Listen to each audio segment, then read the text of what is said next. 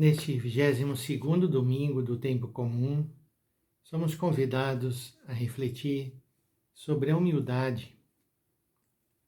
A primeira leitura, tirada do livro do Eclesiástico, capítulo 3, 19 e 21, 30 e 31. Aqui nós temos expressões que falam da humildade, unindo a humildade com a mansidão. Filho, realiza teus trabalhos com mansidão e serás amado mais do que um homem generoso. Na medida em que fores grande, deverás praticar a humildade e assim encontrarás graça diante do Senhor. Muitos são altaneiros, ilustres, mas é aos humildes que ele revela os seus mistérios. Pois grande é o poder do Senhor, mas ele é glorificado pelos humildes. Para o mal do orgulhoso não existe remédio, pois uma planta de pecado está enraizada nele e ele não compreende. O homem inteligente reflete sobre as palavras dos sábios e com o ouvido atento deseja a sabedoria.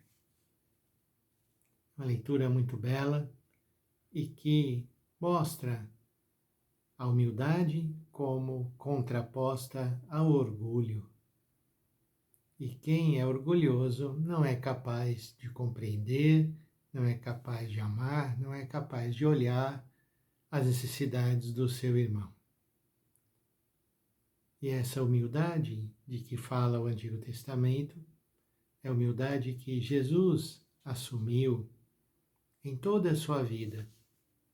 Já desde a sua concepção no seio da Virgem Maria, é o Verbo que se faz carne e se encarna na pobreza, na humildade, na simplicidade, e assim vive no meio de nós. O próprio Senhor nos deu exemplo dizendo: vinde a mim, porque eu sou manso e humilde de coração, e eu vos aliviarei de todos os vossos fardos. Manso e humilde, duas palavras associadas uma à outra.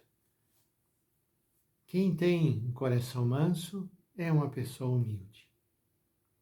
E quem não tem, não vive realmente a humildade. Humildade que não tem nada a ver com submissão, com aceitar tudo. Esse não é o humilde da Bíblia. O humilde da Bíblia é aquele que se abre à vontade de Deus, como Maria cantou no Magnificat. O Senhor fez em mim maravilhas. Ele olhou para a humilhação da sua serva. E essa alternância, o Senhor que exalta os humildes e humilha os soberbos. Quem acha que é muito, esse será rebaixado. E aquele que se coloca ali na simplicidade, na humildade, esse sim será exaltado. Quantas vezes na Bíblia encontramos isso? Pensem, por exemplo, na parábola do fariseu e do publicano.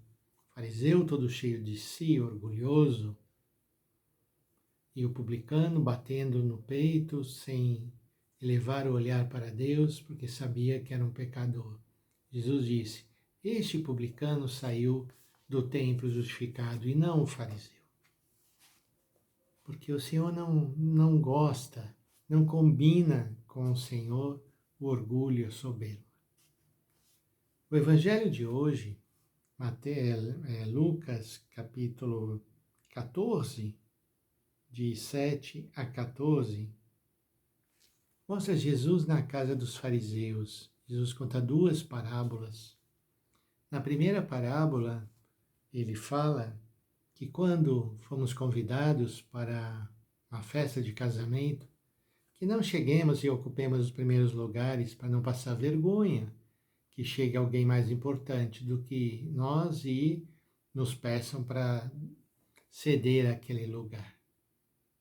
Mas que a gente se coloque sempre no último lugar. Mas isso não é um artifício para depois ser chamado para a frente.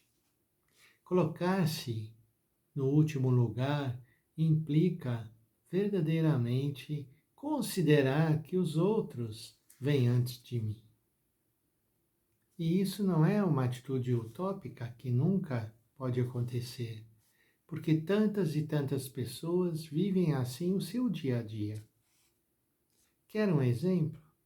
Seu pai, sua mãe, que vivem em função dos filhos, das filhas, que esquecem de si para dar o melhor à sua família.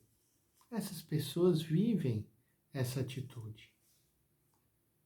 E a segunda parábola diz: quando deres um almoço ou um jantar, não convide teus amigos, as pessoas ricas, para depois ficar esperando que elas também te convidem. Convide aqueles que não podem lhe retribuir. Os pobres, os aleijados, os coxos e assim por diante.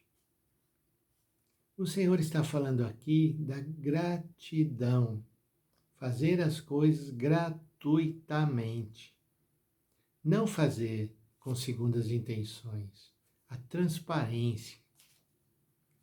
Quem viveu isso plenamente foi Jesus. Jesus amava e amava a todos e todas sem distinção. É isso que ele pede de nós, que nós não fiquemos sempre esperando o retorno, esperando o reconhecimento, esperando obter coisas das pessoas. Porque aquele que é verdadeiramente humilde é aquele e aquela que colocam a sua vida nas mãos de Deus. Aquele que reconhece que sem Deus não pode fazer nada. Que confia no Senhor que cuida dele. Vamos pedir ao Senhor essa graça nesse dia de domingo, para que nós possamos viver essa humildade que é compaixão, essa humildade que é submissão a Deus, da nossa vontade, da nossa liberdade. E vamos pedir que o Senhor nos faça solidários. Essa seria uma palavra para traduzir bem aquilo que a verdadeira humildade pede de nós. Que nos coloquemos a serviço, como o Senhor. Peçamos a bênção de Deus para nós e nossas famílias. Em nome do Pai, do Filho e do Espírito Santo. Amém.